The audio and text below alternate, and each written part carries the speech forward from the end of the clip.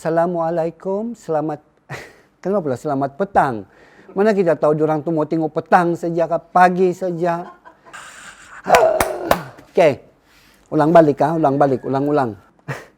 Di mana kamu dapat bunga ni? Ini bunga dia.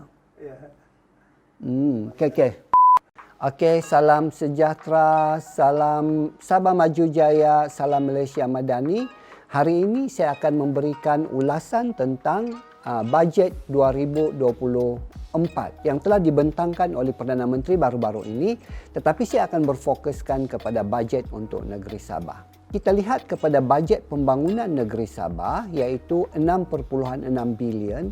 6.6 bilion ini adalah 7.2% daripada keseluruhan bajet pembangunan untuk Malaysia yang bernilai RM90 bilion. Ya. Sekarang ini persoalan dia ialah adakah bajet ini memadai, munasabah ataupun sesuai? Tapi untuk menjawab persoalan ini kita kena tanya juga, apakah asas yang telah digunakan oleh kerajaan federal untuk memberikan bajet ini? Sebab kita ingin tahu, adakah kerajaan federal menggunakan demografi sebagai asas?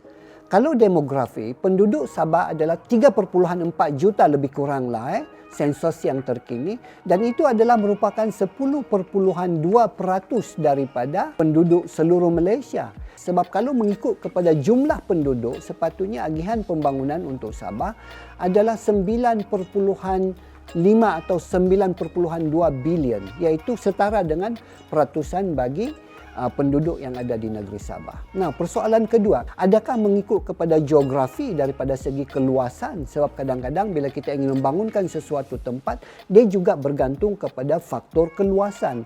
Sudah tentulah satu tempat yang lebih luas, dia memerlukan bajet pembangunan yang lebih luas. Tapi adakah ini yang digunakan sebagai asas? Pun tidak juga. Sebab kalau kita bandingkan keluasan negeri Sabah dengan seluruh semenanjung, Sabah ini lebih separuh daripada semenanjung saiz Sabah ini, kan? Jadi kalau kita melihat kepada agihan pembangunan yang hanya diberikan itu adalah 7.2%, masih juga tidak berpadanan. Sebenarnya apalah asas yang digunakan? Adakah asas yang digunakan untuk memberi bajet itu adalah melihat kepada kesenjangan wilayah yang selalu disebutkan oleh Perdana Menteri kita sekarang ini, iaitu tentang disparity, tentang jurang. Lagilah tidak menjadi asas. Sebab kalau kita lihat antara negeri Sabah dengan semenanjung Malaysia ataupun negeri-negeri marginal di Borneo lah, Sabah dan Sarawak dengan semenanjung, maka sebenarnya kita ni ketinggalan jauh daripada segi infrastruktur lah, sama ada daripada segi kemudahan sekolah, daripada segi kemudahan kesihatan, daripada segi jaringan jalan raya, daripada jaringan komunikasi, internet dan semuanya. Jadi sepatutnya dia mendapat lebih daripada di semenanjung, tapi itu tidak berlaku. Bajet itu kalau kita dapat lihat keseluruhan, dia sebenarnya tidak mengangkat semangat Malaysia Madani seperti yang dilaung-laungkan, iaitu tentang kesaksamaan, tentang keadilan, tentang kesamarataan. Itu tidak berlaku.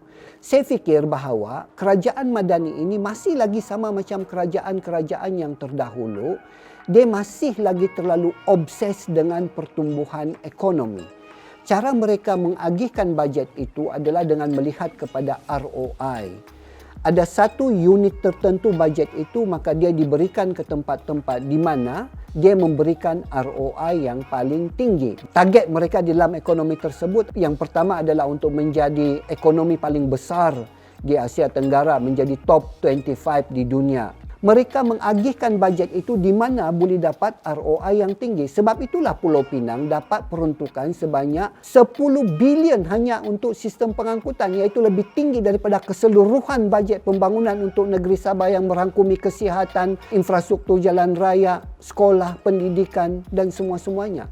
Kalaulah kata matlamat utama ekonomi madani ini seperti yang betul-betul dilaungkan oleh Perdana Menteri yang mengatakan bahawa untuk merapatkan jurang, untuk memberikan kesaksamaan, maka sudah pasti wang tersebut, dana tersebut diberikan kepada negeri-negeri marginal yang lebih memerlukan. Sebab dengan memberikan di situ, maka kita dapat rapatkan kesenjangan itu, jurang itu. Tapi isu dia itulah. Isu dia ialah mereka bukan peduli untuk merobohkan regional disparity untuk memberikan keadilan kepada semua orang. Mereka hanya taksub dengan pertumbuhan ekonomi.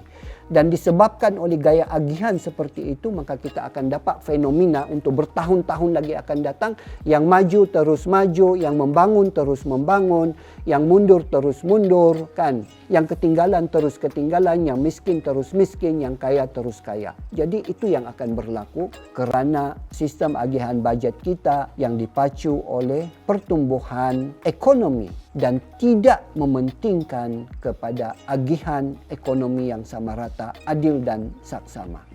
Okey, itu saja. Ciao. Okey, sudahkah? Panjang berapa minit itu? 20. Gila lah 20. Kalau 20 tu matilah ba. Kate. Saya mau less than 5 minutes. So ada banyak yang berulang-ulang tu, tapi basically you get my point lah. Saya mau bagi poin itu saja. Dia tidak menggunakan asas geografi, tidak menggunakan demografi, dia tidak menggunakan disparity untuk mendapatkan gap. Taksub kepada pertumbuhan, sebab itu dia bagi banyak kepada